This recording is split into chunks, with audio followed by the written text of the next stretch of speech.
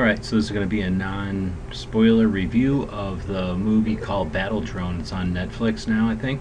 So it's a pretty good movie. I've never seen anything like it. The movie itself is filmed in an interesting way. I think the best way to describe it is very much like if an entire movie's action scenes were filmed the way that the beginning of the first Deadpool was filmed.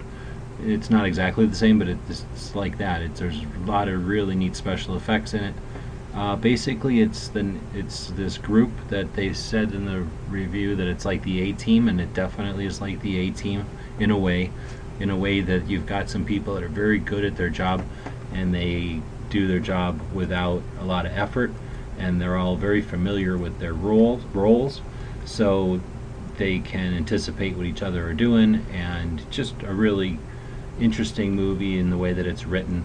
They don't baby the audience, and I'm hoping a lot more movies are filmed this way.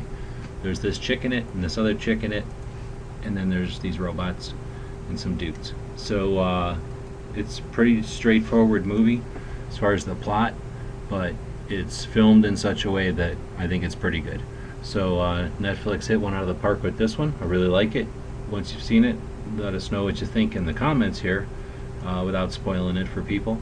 And after a while, once it's been out for a bit, I'm sure we'll spoil it on Never Enough Ammo's Nerd Chat on Mondays, because this is definitely worthy of that chat.